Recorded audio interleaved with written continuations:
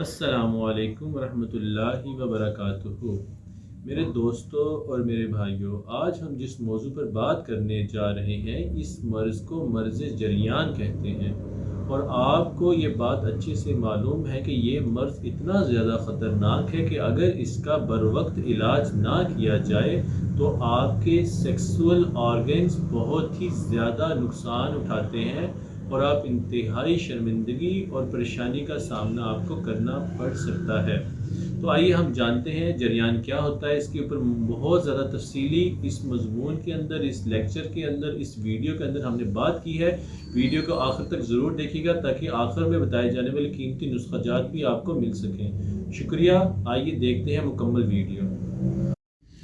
جریان کے معنی کسی رقیق مواد کا بہنا ہے۔ طبی اصطلاح میں عام طور پر منی کے بلا ارادہ یا بلا ضرورت بہنے کو کہا جاتا ہے، اس لیے اس کو جریان منی کہتے ہیں۔ اس کو سیلان منی بھی کہا جاتا ہے۔ انگریزی میں اس کو سپرمیٹوریا کہتے ہیں، جو دو یونانی الفاظ کا مرکب ہے۔ ایک لفظ سپرم ہے جس کے معنی تخم یا بیج کے ہیں، اور دوسرا لفظ ٹوریا ہے جس کے معنی بہنا ہے۔ چونکہ منی جسم انسانی میں تخم یا بیج کی حیثیت رکھتی ہے،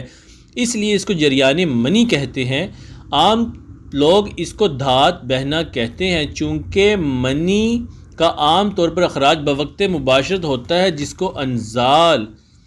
یا منی گرنا کہتے ہیں، مگر جریان کی صورت میں منی بغیر شہوت اور بغیر ارادہ اور بغیر انتشار کے اخراج پا جاتی ہے، بلکہ یہ بہہ جاتی ہے، جو اکثر سیلان کی صورت ہوتی ہے، اس لیے اس کو جریان منی کہتے ہیں۔ ذوف با کی چوتھی قسم جریان منی ہی ہے۔ پیشاب یا پخانے کے وقت، پیشاب سے قبل یا پیشاب کے ساتھ یا پیشاب کے بعد یا قبض کی صورت میں کوئی سفید سا مادہ پیشاب کی نالی سے خارج ہوتا ہے، اس کو عام طور پر جریان منی کہہ دیا جاتا ہے۔ اس کے علاوہ شہوانی خیالات یا کپڑے کی رگڑ جو عضو تناسل کو ٹچ کر جائے، ایسی صورتوں میں بھی اکثر جریان کی صورتیں پیدا ہو جاتی ہیں۔ بعض اطباء صورت انزال یعنی کہ جلدی منی کا خارج ہو جانا اور احتلام یعنی کہ رات میں سوتے ہوئے منی کا خارج ہو جانا کو بھی جریان منی میں شمار کرتے ہیں۔ لیکن میرے دوستو، حقیقت یہ ہے کہ یہ دونوں علامات جریان سے بالکل جدا ہیں۔ صورت انزال کی علامات اس وقت پیدا ہوتی ہیں جب عملِ مباشرت بہت جلد انزال ہو جائے، یہ حالت انزال ہے۔ جریان یا سیلان بالکل بھی نہیں ہے۔ اس کے علاوہ اس میں عمل وارد اور خواہش کا بھی دخل ہو، یعنی کہ دو صورتیں اس میں ہوں، ایک اس میں ارادتاً بھی آپ چاہتے ہو اور آپ کی خواہش بھی ہو، تو اس صورت میں جو مادہ خارج ہوگا وہ جریان یا سیلان بالکل بھی نہیں کہلائے گا۔ جب مریض کو حالت خواب میں انزال ہو جائے، اس میں اگرچہ لذت اور خواہش نہیں ہوتی، مگر یہ بھی صورت انزال ہی ہے، کیونکہ جس وقت انسان سو رہا ہوتا ہے تو اس کے خواب کے اندر کوئی خوبصورت حسینہ آتی ہے، جس سے وہ باقاعدہ جو ہے شہوت کے ذریعے سے اس سے محبت اور پیار کرتا ہے اور اس کو چھوتا ہے اور اس کے جسم کے اندر دخول کرنے کی کوشش کرتا ہے، یا ایسی چیزیں سوچتا ہے، وہ ایک خواب کے اندر ایک اس کے عملی جامہ پہنانے کی کوشش کرتا ہے، تو اس صورت میں جو منی خارج ہوتی ہے وہ بھی احتلام ہی کہلائے گی، چاہے مریض کو اس حالت کا علم ہو اس وقت یا پھر اس کو علم نہ ہو۔ لیکن اس کو جریان یا سیلان کی صورت نہیں کہہ سکتے، اس لیے احتلام بھی جریان منی سے ایک مختلف حالت اور علامت ہے۔ ان تینوں کے اسباب علامات بھی جدا جدا ہیں۔ اب آپ سمجھ لیجئے، آج ہم بات کریں گے جریان، اور ہم بات کریں گے سیلان، اور ہم بات کریں گے احتلام۔ ان تینوں کے اوپر بھی ہم بات کریں گے، اور اس کے ساتھ جو ہم قصداً خود چاہ کر جب ہم سیکس کرتے ہیں، جب ہم اپنی منی کو خارج کرتے ہیں، جب ہم اپنی حق زوجیت ادا کرتے ہیں، جب دخول کرتے ہیں اور عضو تناسل سے منی حالت اور کیفیت شہوانی کے ساتھ خارج ہوتی ہے، ان صورتوں پہ آج ہم ان کو بڑی تفصیل سے بیان کرنے جا رہے ہیں، تو آپ ہماری ویڈیو کو آخر تک دیکھتے رہیے گا تاکہ آپ کو آخر میں بتائے جانے والے قیمتی نسخہ جات بھی مل جائیں اور آپ کو یہ کنسیپٹ کلیئر ہو جائے کہ در حقیقت جریان کیا ہوتا ہے، اور جریان میں، سیلان میں، اور جو ہے جریان مضی میں، جریان ودی میں اور جریان منی میں، ان میں فرق کیا ہے، منی کا اخراج، ودی کا اخراج، اور جو ہے یہ ساری صورتیں کن میں پیدا ہوتی ہیں، اس کے بارے میں ہم بات کرنے جا رہے ہیں۔ جریان منی کی طرح دو اور رطوبتیں بھی اخراج پاتی ہیں، عام طور پر ان کا اطلاق بھی جریانی منی پر کر دیا جاتا ہے، مگر یہ دونوں رطوبتیں دراصل منی سے جدا ہیں، اگرچہ ان دونوں کے رنگ بھی سفید ہوتے ہیں مگر منی سے علیحدہ شمار ہوتی ہے۔ ان میں ایک رطوبت کا نام مضی ہے اور دوسری رطوبت کا نام ودی ہے۔ مضی ایک ایسی لطیف شے ہے جو لذت کے وقت اخراج پاتی ہے، عام طور پر جذبہ مباشرت اور لذت کی صورت میں پیدا ہوتی ہے۔ اس کے اخراج کی حقیقت یہ ہے کہ منی کے اخراج کے وقت اس امر کی ضرورت ہوتی ہے کہ منی کے اخراج کی صورت میں پیشاب کی نالی تر رہے تاکہ منی کی حدت سے پیشاب کی نالی میں رکاوٹ یا سوزش پیدا نہ ہو جائے، جس سے نقصان کا خدشہ ہو سکتا ہے، کیونکہ منی بہت زیادہ طاقت سے، بہت زیادہ زور سے خارج ہوتی ہے پیشاب کی نالی سے، جس کی وجہ سے جھٹکا لگتا ہے اور منی کافی دور جا کے عضو خاص سے گرتی ہے،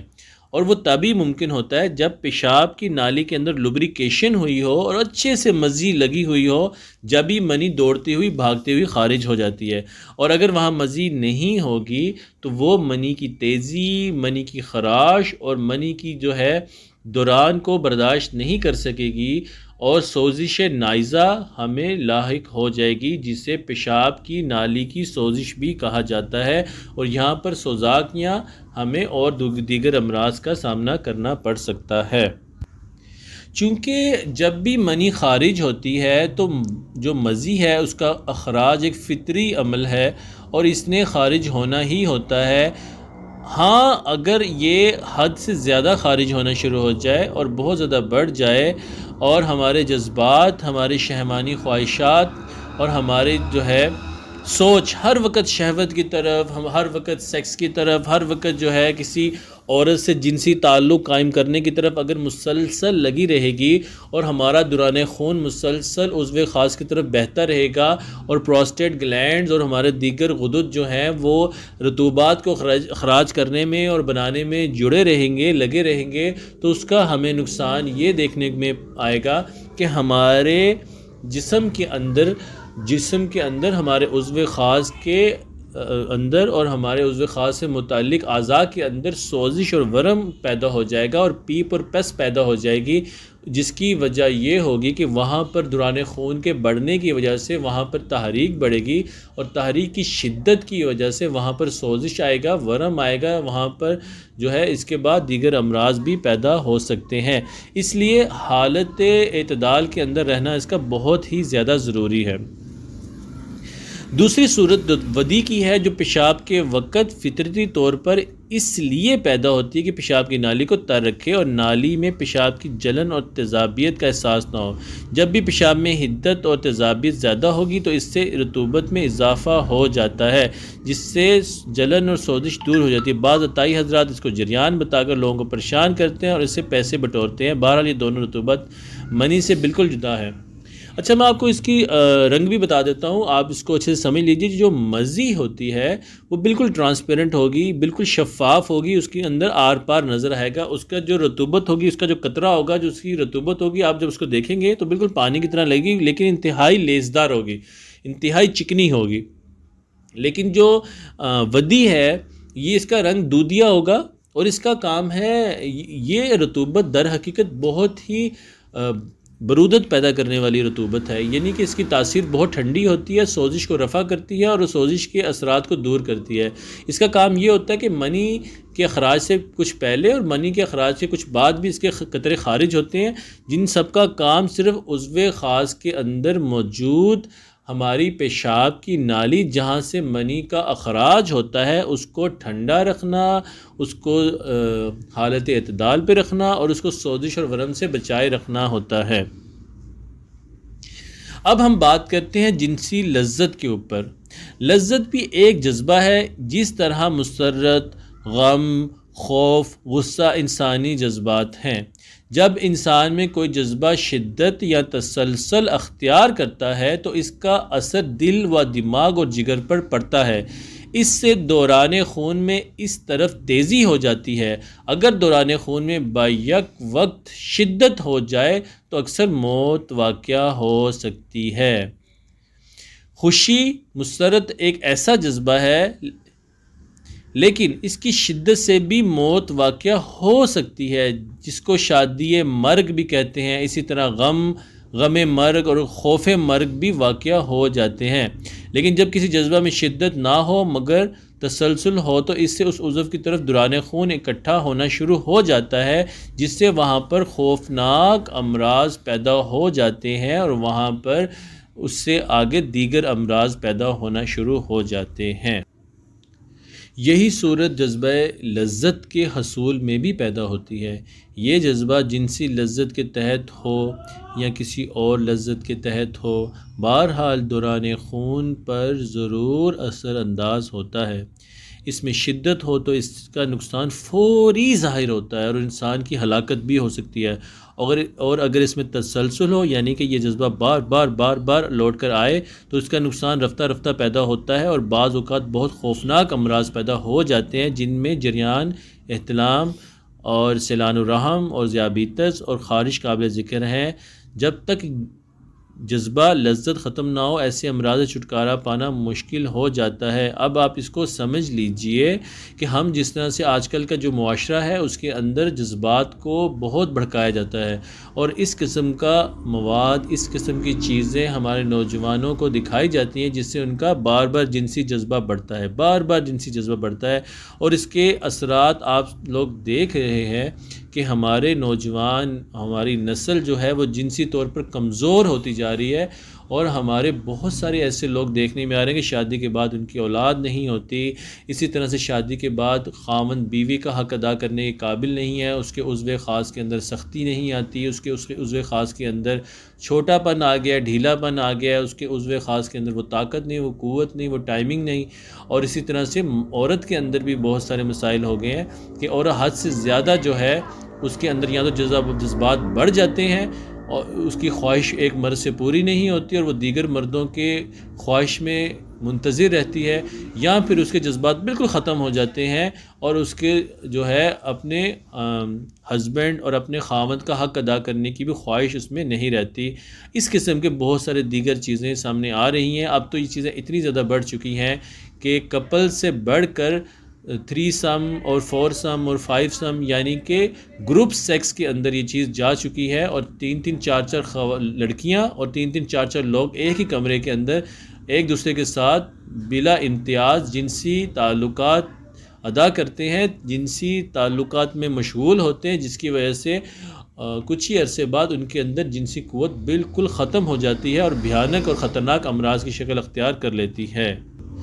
مرد ہو یا عورت، ان کی خواہشات میں مسرت اور لذت کا بہت ہی زیادہ دخل ہے۔ وہ شب و روز ان کے حصول کے لیے، ان کو پانے کے لیے، ان کو حاصل کرنے کے لیے جد و جہد اور کوشش میں لگے رہتے ہیں۔ اس مقصد کے لیے جنسی لذت کے علاوہ کھانے پینے کی لذت بھی شامل ہے۔ اسی طرح سے زیورات کے حصول، سونے چاندی کی حصول کی لذت، اچھے سے اچھے کپڑے اور ریشم اور اس قسم کے مہنگے کپڑوں کی لذت، اور مکان اور بڑی بڑی پراپرٹی کی لذت، گاڑیوں کی لذت اور بڑی بڑی قیمتی چیزوں کی لذت، اسی طرح سے گھر کو سجانا اور خوبصورت بنانا، اس کی لذت، پھلوں کو حاصل کرنے کی اور ان کو کھانے کی لذت، پھولوں کو حاصل کرنے کی اور ان کو کھانے کی لذت۔ آپ نے دیکھا ہوگا بعض لوگ باغ میں جاتے ہیں اور بلا وجہ ہی وہ ایک خوبصورت پھول کو ایک پودے سے توڑ لیتے ہیں، حالانکہ ان کی ضرورت نہیں ہوتی، وہ صرف لذت ہی ہوتی ہے جو ان کو اس چیز کی طرف برانگیختہ کرتی ہے کہ وہ ایک پھول کو بلا وجہ توڑ کر ایک بار سونگھتے ہیں اور پھر وہ کوڑے دان میں پھینک دیتے ہیں۔ بہت بری بات ہے۔ اسی طرح سے تماشوں میں جانا اور جو ہے میلوں میں جانا اس کی لذت، اور اس طرح نغمے سننا، گانے سننا، قوالیاں سننا اور ریپ سانگ سننا اس کی لذت، یہاں تک کہ شراب اور شراب کے علاوہ ووڈکا اور اس سے ملتی جلتی دیگر چیزوں کو پینے کی لذت، نشہ آور چیزوں کا، افیم کا، چرس کا اور اس طرح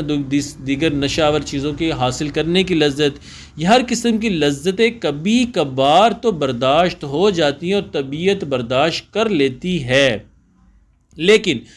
ہمہ وقت مسرت و لذت کے چکر میں پڑے رہنا، ہر وقت لذت کو حاصل کرنے کے چکر میں پڑے رہنا اور بار بار لذت کی طرف دوڑنا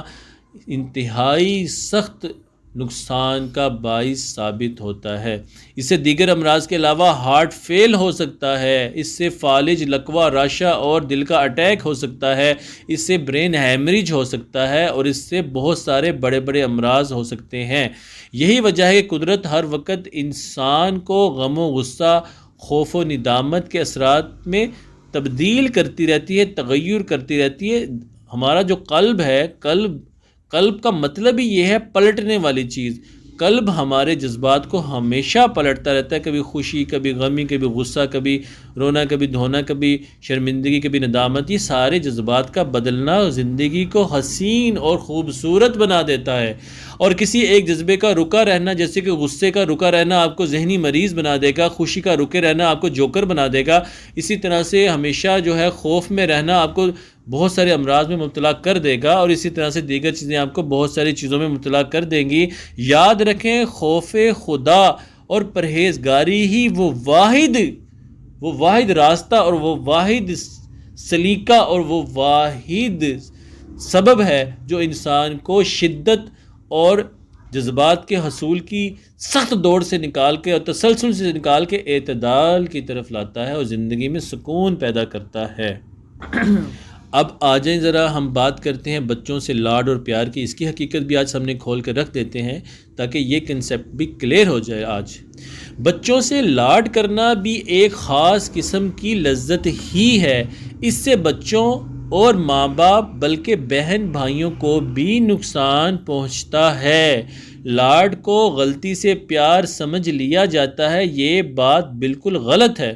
لاڈ اور پیار میں بہت ہی زیادہ فرق ہے۔ لاڈ ایک غیر فطری صورت ہے جو صرف بچے کی ضد کو پورا کرنا ہوتا ہے، جو اس کے لیے ایک لذت کے جذبے کی تکمیل کی صورت ہے، جس سے دوران خون ایک خاص جانب دورہ کرتا ہے اور نقصان کا باعث بن جاتا ہے۔ لیکن پیار ایک فطری صورت ہے جس میں اس کے اخلاق، خوبصورت زندگی، اس کا خوبصورت کردار اور خوبصورت جو ہے کردار حسنہ کی تکمیل مد نظر ہوتی ہے۔ اس لیے اگر بچہ کوئی ناجائز اور غلط قسم کی ضد کرے تو یہ اس کی لذت ہے، اس کا قائم رہنا اس کی صحت اور زندگی کو تباہ، نقصان اور بربادی کا باعث بنا دے گا۔ جو ماں باپ اور بہن بھائی اس کی غلط مرضی اور ضد کو پورا کرتے رہتے ہیں، وہ بھی اسی لذت کا شکار ہو جاتے ہیں۔ تو آپ کو یہاں پر بات سمجھ آ گئی کہ در حقیقت جو ہے بچے سے لاڈ پیار کرنا، اس میں بہت فرق ہے۔ لاڈ جو ہے وہ ایک جذبہ ہے اور ایک غلط جذبہ ہے، اور جو پیار ہے وہ ایک حقیقی جذبہ ہے۔ اس لیے ہمیں اپنے بچوں سے پیار کرنا چاہیے، ان کی تربیت کرنی چاہیے، ان کا حسن اخلاق بنانا چاہیے، ان کی اچھی نشو نما کرنی چاہیے، نہ کہ ان کو لاڈ کر کر کے، ان کی غلط خواہشات کو پورے کر کر کے ان کی زندگی کو وبال جان اپنے لیے،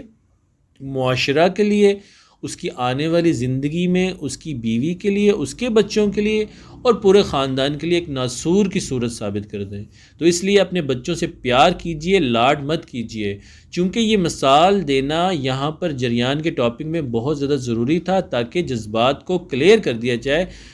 اب ہم بات کرتے ہیں جریان اور ہمارا جو ایلوپیتھک طریقہ علاج ہے، اس کی ماہرین کی رائے کے مطابق اس کو کیا سمجھا جاتا ہے اور کس حد تک جو ہے اس کا دعویٰ کیا جاتا ہے اور اس کا علاج کیا جاتا ہے۔ طب یونانی کا دعویٰ ہے کہ فرنگی طب ڈاکٹری جنسی امراض کا علاج کرنے میں ناکام ہے۔ ہم نظریہ مفرد اعضاء کے تحت اس امر کی تصدیق کرتے ہیں کہ واقعی فرنگی ڈاکٹر جنسی امراض کی نہ حقیقت سے آگاہ ہیں نہ ہی اس کے علاج سے صحیح طور پر واقف ہیں۔ جہاں تک ان کے علاج کا تعلق ہے وہ صرف علاماتی علاج کرتے ہیں۔ یہی پیدا شدہ علامات کو روکنا ہی ان کا در حقیقت علاج کہلاتا ہے، یعنی کہ ڈاکٹر حضرات صرف علامات کو دور کرنے کی کوشش کرتے ہیں اور اس کو علاج کا نام دیتے ہیں، جبکہ علاج امراض کا کیا جاتا ہے نہ کہ علامات کا کیا جاتا ہے۔ جہاں تک علامات کو رفع کرنے کا تعلق ہے وہ بھی صرف تسکین اور تخدیر کی حد تک ہے، جو امراض و علامات کی ابتدائی حالت تک تو مفید ثابت ہوتی ہے، لیکن ان کی انتہا اور شفا کے لیے اور خاص طور پر سوزش کی حالت میں تحلیل کے بغیر شفا ناممکن ہوتی ہے۔ ذیل میں فرنگی ماہرین کی آراء پر غور کریں تو ان کی بے بسی کا اندازہ لگایا جا سکتا ہے۔ طب یونانی کی کتابوں میں بقراط کی تصنیفات میں اس مرض کا پتہ چلتا ہے، اور بقراط حضرت عیسیٰ علیہ السلام سے 600 برس بیشتر گزرے تھے، یعنی کہ آپ اندازہ کر لیں کہ حضرت عیسیٰ علیہ السلام کے آنے سے بھی 600 سال پہلے جریان کے اوپر مکمل تحقیقات کر دی جا چکی تھی بقراط کے زمانہ میں، جو کہ طب یونانی کے مقتضی کہلاتے ہیں۔ تو اس سے اس بات کا اندازہ لگتا ہے کہ جو جریان مرض ہے وہ بہت پہلے سے ہی اس بات پر اور اس چیز پر طب یونانی کام کر چکی ہے، جس کو آج کے ڈاکٹر بھی نہیں سمجھ پا رہے۔ ڈاکٹری کتابوں سے ظاہر ہوتا ہے کہ یہ مرض 15ویں صدی تک بڑے بڑے طبیبوں کو بھی بخوبی معلوم نہیں تھا۔ ان لوگوں کی کتابوں میں اس کا ذکر تو موجود ہے مگر قابل اطمینان بیان نہیں ہے۔ ڈاکٹر ہنس کے زمانہ تک تو اس مرض کے بارے میں ڈاکٹرز کو سکون ہی رہا، مگر اس وقت ان کی توجہ اس کی طرف زیادہ تر مائل نہ ہوئی۔ ہاں البتہ ڈاکٹر لیلا منڈ نے اپنے بہت سا قیمتی وقت اس کی تحقیق اور تشویش میں صرف کیا اور کئی مریضوں کی حالات ان کے اپنے ہاتھوں سے لکھے ہوئے جمع کیے۔ سب سے زیادہ عام سبب اس مرض کا اعضائے تناسل کا ذکی الحس ہونا ہے، بلکہ یوں کہنا چاہیے سوائے کثرت منی کے دوسرے اسباب کا عمل اسی وقت ہوتا ہے جب کہ اعضائے تناسل کی حس پہلے سے زیادہ ہو گئی ہو۔ یہ اس کئی طرح زیادہ ذکی ہو سکتی ہے۔ اس کی کئی وجوہات ہیں، مثلا اول کثرت جماع، یعنی کہ بہت زیادہ سیکس کرنا، بہت زیادہ شہوانی خواہشات کا حصول کرنا، جس سے تمام جسم خصوصاً آلات تناسل ضعیف اور کمزور ہو جاتے ہیں اور سائز میں چھوٹے اور ڈھیلے ہو جاتے ہیں، اور منی چونکہ جلدی جلدی پیہم بنتی اور خارج ہوتی رہتی ہے، تو اس سبب سے خصوصیتیں جن میں منی بنتی ہے، ادویائے منی جن میں منی بن کر جمع ہوتی ہے وہاں سے خارج ہوتی ہے، بہت ذکی الحس ہو جاتے ہیں۔ اسی طرح حرام مغز اور اعصاب پر صدمہ پہنچنے سے اعضائے مذکورہ کا فعل خراب ہو جاتا ہے، پس جملہ نظام عصبی جو با سے تعلق رکھتے ہیں حساسیت کا شکار ہو جاتے ہیں، اور وہ ادنا سے ادنا تحریک سے اس قدر متاثر ہوتے ہیں کہ ان سے جس طرح بن پڑے فوراً کار مفروضہ کو سر انجام دینا شروع کر دیتے ہیں۔ چنانچہ قبض کی وجہ سے ذرا سا بھی دباؤ کباب المنی پر پہنچے یا مقد پر کسی نوع کا خراش یا محض نام کی ہی شہوت انگیز خیالات سے دغدغہ ہو تو منی فوراً خارج ہونے لگ جاتی ہے۔ تو یہاں پر اب اس بات کو سمجھ لیجئے کہ جب ہمارے جنسی خیالات بار بار بڑھیں گے اور ہمارے جنسی اعضاء پر بار بار اس کی خواہشات بڑھیں گی اور بار بار ہمارے جنسی اعضاء منی پیدا کرنے میں، عضو تناسل کو سخت کرنے میں، کھڑا کرنے میں اور دوران خون کو بڑھانے میں بار بار لگے رہیں گے، تو پھر کیا ہوگا؟ وہ اعضاء مضبوط نہیں ہوں گے، وہ اعضاء بار بار استعمال ہونے کے باعث کمزور اور سست ہو جائیں گے۔ جیسے ایک مزدور کو آپ بار بار وزن اٹھانے کے لیے کہیں اور کام کرنے کے لیے کہیں اور وہ اس کے معمول کے خلاف ہو، نہ تو وہ اتنا وزن اٹھا سکتا اور نہ ہی وہ اتنا زیادہ کام کر سکتا اور اس کی غذا بھی اتنی اچھی نہ ہو، تو کیا ہوگا؟ وہ مزدور پھر کمزور ہو جائے گا اور جو کام کرنے کے لائق ہے وہ بھی نہیں کر پائے گا۔ دوسرا بڑا سبب جس کا ذکاوت حس کا تعلق جلد کے ساتھ ہے، جس سے نائزہ کی ساخت بگڑ جاتی ہے۔ اس کے اندر ہر وقت امتلاء دم خفیف ورم رہتا ہے، اس کا منہ سرخ اور کشادہ ہو جاتا ہے، پیشاب بار بار آتا ہے، منی کی اصلیت بھی خراب ہو جاتی ہے، اور چونکہ وہ اپنی اصلیت پر قائم نہیں رہتی، اس سبب سے کبات المنی، جس کو ایک اجنبی جسم سمجھ کر اور بھی جلدی خارج کرتے ہیں۔ دوسرا بڑا سبب جس کا ذکاوت حس کا تعلق جلک کے ساتھ ہے، جس سے نائزہ کی ساخت بگڑ جاتی ہے، اس کے اندر ہر وقت امتلاء دم اور خفیف ورم رہتا ہے، اور اس کی وجہ سے اس کا منہ، جسے ہم حشفہ کہتے ہیں، سرخ اور کشادہ ہو جاتا ہے۔ جہاں سے پیشاب کا اخراج ہوتا ہے وہ جگہ متورم ہو جاتی ہے، پیشاب بار بار آنے لگتا ہے، اور اسی طرح منی کی جو اصل حالت ہوتی ہے وہ بھی بگڑ جاتی ہے، اور چونکہ وہ اپنی اصل حالت پر قائم نہیں رہتی اور اپنے اصل مزاج پر قائم نہیں رہتی، اس وجہ سے ہمارا جسم اس منی کو غیر طبعی اور غیر حقیقی منی سمجھ کر اجنبی تصور کرنے لگتا ہے، اور خواہش کرتا ہے کہ وہ منی جلد سے جلد جسم سے خارج ہو اور بار بار خارج ہو۔ جلد سے اور کیا کچھ اس کے علاوہ بے شمار اس کے نقصانات ہوتے ہیں جو کہ ہمارے اس جریان کے موضوع کے تحت آتے ہیں۔ اس پر ہم جو ہے انشاءاللہ اپنے دیگر مضامین میں پہلے سے بھی بہت سارا بات کر چکے ہیں، اور اس میں ہم جو ہے مزید کنسیپٹس جو ہے اور بنیادی چیزوں کو کلیئر کرنا چاہ رہے ہیں۔ تیسرا سبب اس تیزی حس کا اغلام ہے۔ اغلام کے علاوہ اس مزار کے جو جلک سے حاصل ہوتے ہیں یا کثرت جماع سے پیدا ہوتے ہیں، اور خرابی یہ ہوتی ہے کہ مقعد کے گرد کے عضلات ریشے جو مانع دخول ہوتے ہیں، ان کے سبب سے حشوہ کو زیادہ صدمہ پہنچتا ہے، اور نائزہ کا منہ کشادہ ہو جاتا ہے اور اس کی ساخت خراب ہو جاتی ہے۔ دیکھیں، ہم نے یہاں پر ایک سبب بیان کیا جلک کہتے ہیں ہینڈ پریکٹس کرنے کو، ہاتھ سے منی کو خارج کرنے کو۔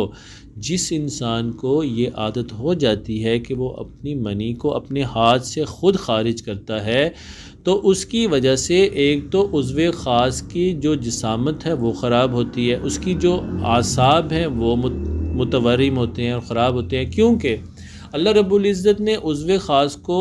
عورت کی شرمگاہ میں جانے کے لیے بنایا ہے، اور وہاں پر ایسی کوئی سختی نہیں ہوتی جیسی کہ سختی ہمارے ہاتھ کے پنجے میں ہوتی ہے، اور ہاتھ کی جلد بہت سخت ہوتی ہے، پھر ہمارے ہاتھ میں بہت ساری ہڈیاں ہوتی ہیں، اور جب ہم اپنے عضو خاص کو ان ہڈیوں میں پکڑ کر اور ہاتھ میں پکڑ کر زور سے دباتے ہیں اور اس کو آگے پیچھے کرتے ہیں، اس کی وجہ سے ہمارے عضو خاص کے اندر خراش آتی ہے، ورم آتا ہے، اور اس کے اندر بہت ساری خرابیاں واقع ہو جاتی ہیں۔ اس سے بڑھ کر جو اغلام ہے، یعنی کہ مردوں کا آپس میں سیکس کرنا، یعنی ایک مرد اپنا عضو خاص دوسرے مرد کے مقعد میں، اس کے پخانے کی جگہ میں جب داخل کرتا ہے، تو اس کے داخل کرنے کی وجہ سے اس کے عضو خاص کے اندر بہت ہی زیادہ نقصان پیدا ہوتا ہے۔ ایک تو وہ جب پخانے کے جو سخت اور بہت زیادہ ٹائٹ قسم کے جو عضلات ہوتے ہیں، جب اس میں وہ اپنا عضو خاص داخل کرتا ہے، تو اس کے عضو خاص داخل کرنے کی وجہ سے عضو خاص میں انتہائی سوزش پیدا ہو جاتی ہے، اور اس کے جو عضلاتی ریشے ہوتے ہیں وہ ان کے اندر انتہائی سوزشناک کیفیت پیدا ہو جاتی ہے، اور نائزہ کے اندر یہ سوزش جاتی ہے اور نائزہ جو ہے متورم ہو جاتی ہے۔ اس کے علاوہ ہمارے جسم کے اندر بہت سارے گندے جراثیم جو ہیں عضو تناسل میں داخل ہو جاتے ہیں، جس کی وجہ سے وہ انسان پھر عادی ہو جاتا ہے، اور بار بار پھر وہ فاعل اور مفعول دونوں اس کام کو سر انجام دیتے ہیں، اور دونوں کو اسی میں لذت حاصل ہوتی ہے، اور ایسے اس میں کیڑے اور جراثیم پیدا ہو جاتے ہیں جن کی خوراک منی ہوتی ہے، اور وہ منی کے حصول کے لیے بار بار خارج کرتے ہیں اور دغدغہ کرتے ہیں، اور وہ چاہت کرتے ہیں، جس کی وجہ سے بار بار اس عمل کو دہرایا جاتا ہے، اور عضو تناسل کو بالکل تباہ اور بربادی کے دھانے پر لا کے رکھ دیا جاتا ہے۔ طب یونانی کے اطباء کی رائے کے مطابق یونانی طبیبوں نے اس کے 6 اسباب بیان کیے ہیں۔ اول کثرت منی ہے، جو کثرت تناول اور مولدات منی کی وجہ سے ہوتی ہے۔ دوم حدت اور حراقت منی ہے، اس کے لزخ کی وجہ سے طبیعت اس کو دفع کرنے کی کوشش کرتی ہے، اور سوم استرخائے ادعیہ منی کا سبب ہے، جس کی وجہ سے رطوبت کو جسم کی وجہ سے اس کا ماسکہ ضعیف ہو جائے اور منی کو محفوظ نہ کر سکے۔ 4 نمبر تشنج ادعیہ منی ہے، اور 5 نمبر ضعف ہے، اس کی چربی کی شدت، حرارت اور شہوت یا کثرت جماع کی وجہ سے گلنا ہے۔ 6 سبب تصور جماع استماع سخن جماع ہے۔ وید حضرات کی رائت کے مطابق وید طبابت کے طبیب جریان کے اسباب یوں لکھتے ہیں: زیادہ بیٹھنا، بہت سونا، نیا پانی پینا، کند سیاہ، بہت شیریں چیزیں کھانا، بہت دہی، بلغم پیدا کرنے والی خلاف طبیعت چیزیں کھانا، شراب کا بکثرت پینا وغیرہ اس مرض کے پرمیہ کہتے ہیں، اور 3 طرح کے پرمیہ قرار دیتے ہیں۔ چنانچہ جریان منی کو شکر پرمیہ لکھا ہے، اور یہ علامت لکھی ہے کہ اگر منی سمیت پیشاب کرتے ہیں تو اس کی شکر پرمیہ کہتے ہیں، اور اس کا علاج یوں لکھا ہے کہ دوب، دوریا، بیج ڈایا، سالو کا چھلکا، ان کا کاڑھا پیجیے اور شکر پرمیہ اور خون کا پرمیہ جاوے گا۔ یہ چونکہ آیورویدک کی کتب سے لکھا گیا ہے تو ان الفاظ کے اندر تھوڑا سا وہ ہے، میں کوشش کروں گا کہ آپ کو اس کی وضاحت اچھے سے کر دوں۔ علامات جریان منی اس کی بگڑی ہوئی حالت کا نام ہے جو کثرت اخراج منی سے لاحق ہوتا ہے، یا یوں کہنا چاہیے کہ یہ وہ حالت ہے جس کی کثرت اخراج منی کا نتیجہ خیال کرتے ہیں۔ پس اس کی علامات وہ ہوں گی جو بکثرت منی کے اخراج کا نتیجہ سمجھی جا سکتی ہیں۔ یہ علامات 2 حصوں میں منقسم ہو سکتی ہیں: اول علامات ابتدائی، دوم علامات انتہائی۔ ابتدائی علامات جو شروع مرض میں پائے جاتے ہیں وہ حسب ذیل ہیں: اخراج منی بلا ارادہ، اس میں منی بلا ارادہ خارج ہونا شروع ہو جاتی ہے۔ اس اخراج کی 2 اقسام ہو سکتی ہیں: اول یہ بات اعتبار وقت کے، اخراج منی رات کے وقت خارج ہوتا ہے، اخراج منی دن کے وقت خارج ہوتا ہے، یا اخراج منی دونوں وقت دن کو بھی اور رات کو بھی خارج ہو سکتا ہے۔ یہ اس کی 3 صورتیں ہیں۔ دوسری حالت دوم با اعتبار حالات کے، اس کی 3 صورتیں ہو سکتی ہیں، مثلا 1 اخراج منی کم و بیش شہوت اور نعود کے ساتھ ہوتا ہے یا بلا شہوت کے ہوتا ہے، دوم انزال بے خبری کی حالت میں ہوتا ہے یا اس وقت آنکھ کھل جاتی ہے، 3 بعد اخراج منی ضعف اور سستی پیدا ہوتی ہے یا راحت اور سکون حاصل ہوتا ہے۔ قسم اول کی تینوں صورتیں: صورت اول یہ کہ رات کے وقت منی بلا ارادہ خارج ہو جاتی ہے، عموماً رات کے آخری حصے میں، جبکہ آدمی نیم خوابی کی حالت میں ہوتا ہے، چت لیٹا ہوا ہوتا ہے، اس وقت اخراج منی ہو جاتا ہے۔ علاج کی طرف اب ہم آتے ہیں اور علاج کی بات کرتے ہیں۔ جریان کی علاج میں ذکاوت حس کا رفع کرنا بہت ضروری ہے، جس سے جوش میں کمی واقع ہو جاتی ہے، لیکن یہ کمی عارضی ہوتی ہے، بلکہ یوں کہنا چاہیے کہ کمی نہیں ہوتی اور جوش میں بھی شدت ہوتی ہے۔ اس میں کمی آ جاتی ہے، جسم میں اعتدال قائم ہو جاتا ہے۔ اس مقصد کے لیے اکثر قاطع با اور منی کو خشک کرنے والی ادویات استعمال کی جاتی ہیں۔ یہ اصول تو صحیح ہے، لیکن جب ادویات کا استعمال کی جاتی ہیں، اس اصول کو مد نظر رکھتے ہوئے ایسی ادویات استعمال کر دی جاتی ہیں جو فائدے کے بجائے نقصان کا باعث بن جاتی ہیں۔ یعنی قوت با میں تو کمی آ جاتی ہے مگر جریان بڑھ جاتا ہے، جیسے کشنیز، کاہو، کاسنی، نیلوفر، سندل، خشخاش، 4 مغز، افیون اور کافور، اس طرح کی چیزیں، اور اجوائن خراسانی وغیرہ۔ اسی طرح غذاؤں میں کدو، ٹینڈے، توری، شلجم، گاجر، مولی وغیرہ کا استعمال جو شبع کو کم کر دیتا ہے۔ اس مقصد کے لیے ایسی ادویات ہونی چاہیے جو برودت کے ساتھ اپنے اندر خاص حبس اور خشکی کی حالت کو بھی رکھتی ہوں۔ یہاں پر آپ کو ایک راز کی بات بتاتے جاتے ہیں۔ جریان منی کی بہت سے اسباب ہیں، جیسے گزشتہ ہم نے سارے کے سارے اپنے اس آرٹیکل کے اندر بیان کیا ہے، تفصیل کے ساتھ دیا ہے، لیکن اگر صحیح دوا اور غذا کا استعمال کیا جائے تو اس کے ساتھ ذکاوت حس اور دیگر اسباب خود بخود دور ہو جاتے ہیں، کیونکہ جریان اعصاب پر اور جنسی اعصاب میں سوزش کا پیدا ہونا ہوتا ہے، اور علاج میں اعصاب کی اس سوزش کو رفع کرنا ہوتا ہے، جو ان ادویہ اور اغذیہ سے وہاں تحلیل ہو کر رفع ہو جاتی ہے۔ اس مقصد کے لیے مفرد و مرکب ادویات اور مجربات اور اغذیات زیادہ دینی چاہیے جو کہ مندرجہ ذیل ہیں۔ جریان کے لیے مفرد ادویہ آملہ، اسپند، عقاقیہ، تخم املی، سوختہ پھلی اور گلے کیکر، شیر برگد، بہو پھلی، بہمن سرخ، بلیلہ، پیپل، پھٹکڑی، چاسکو، سلاجی، سم الفار، تبشیر، عناب، کتھ، کرنجوا، کلونجی، مازو، مائی، ہیرا کسیس اور حلیلہ، یہ سب ایسی ادویات ہیں جو جریان میں انتہائی مفید ہیں۔ جریان کے لیے جو کشتہ جات مجرب ہیں ان کے اندر کشتہ فولاد، کشتہ اسرب، کشتہ الماس، کشتہ توتیا، کشتہ جست، کشتہ یاقوت، کشتہ خبز الحدید، کشتہ مرجان، کشتہ کلی اور کشتہ چاندی وغیرہ، یہ سب مندرجہ ذیل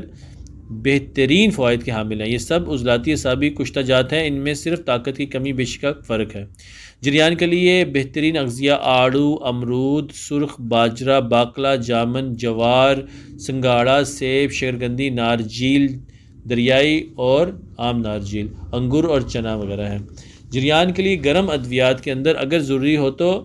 گرم ادویات بھی جریان کے لیے استعمال ہو سکتی ہیں، لیکن ان ادویات میں خشکی ان کی گرمی سے زیادہ ہونی چاہیے، جیسا ازراکی، استخدوس، انڈا، اندرائن، پیاز و تخم پیاز، جاوتری، چنا، خرما، کشتہ خرموہرا، خولنجان، دارچینی، مروارید، مکندر پھلی اور لونگ وغیرہ شامل ہیں۔ جریان کے لیے مجربات میں ہم اگر بات کریں تو اس کے لیے ایک بہت ہی زبردست چیز ہے، وہ میں یہاں پر آپ کو بتا دیتا ہوں کہ آپ ایک نسخہ بنائیں، اس میں آپ ڈالیں ازراکی مدبر 10 گرام اور سنگھاڑا پاؤڈر 100 گرام، ٹھیک ہے؟ آپ اس کا سفو بنا لیجئے، ٹھیک ہے؟ انشاءاللہ آپ حیران ہو جائیں گے اور آپ پریشان ہو جائیں گے یہ کتنی زبردست چیز ہے اور کتنی سستی ہے، اور جریان کو کس طرح سے یہ بھگا دیتی ہے۔ اور یہاں پر دوسرا نسخہ میں آپ کو بتاتا چلوں، آپ یوں کر لیجئے کشتہ فولاد 10 گرام اور تیمر ہندی کلاں 100 گرام، اس کو آپ اچھے سے مکس کر لیجئے، آپ یہ استعمال کروائیے، بہترین رزلٹس ہیں، بہت اچھی چیز ہے۔ اور یہاں پر آپ کو میں تیسرا نسخہ بتاتا جاؤں، ماش کی دال کا سفوف بنا لیجئے اور اس کے اندر آپ کشتہ استعمال جو کریں گے وہ آپ کریں گے کشتہ چاندی،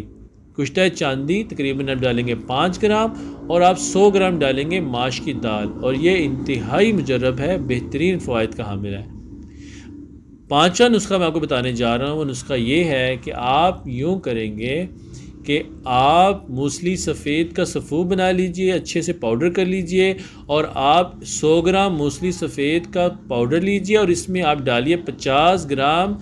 پھلی کیکر بغیر دانے والی، جس میں بھی دانہ نہ پڑا ہو پھلی کیکر، وہ لے لیجئے گا، وہ 50 گرام ڈالیے، اور 100 گرام آپ اس میں موسلی سفید کا سفوف ڈالیے اور اس سے اچھے سے پاؤڈر کو مکس کر لیجئے۔ انشاءاللہ بہترین فوائد کا حامل ہے اور یہ سارے نسخے بہترین نتائج کے حامل ہیں۔ انشاءاللہ آپ بنائیں گے، استعمال کریں گے، دعاؤں میں مجھے یاد رکھیے گا۔ بہت بہت شکریہ آپ کا اتنا طویل اور لمبا مضمون سننے کے لیے، لیکن یہ چیزیں بتانا ضروری تھی، سمجھانا ضروری تھی۔ اور آج کل جس قسم کے ڈھونگی لوگ لوٹ رہے ہیں قوم کو، عوام کو، اور اپنی نئی سے نئی سائنس الٹی سیدھی لا کر لوگوں کو بیوقوف بنا رہے ہیں، تو ان کا جو ہے اس میں نے رد بھی کر دیا ہے اور ان کے سارے غلط نظریات کو یہاں پر غلط ثابت کر دیا ہے اس مضمون کے اندر۔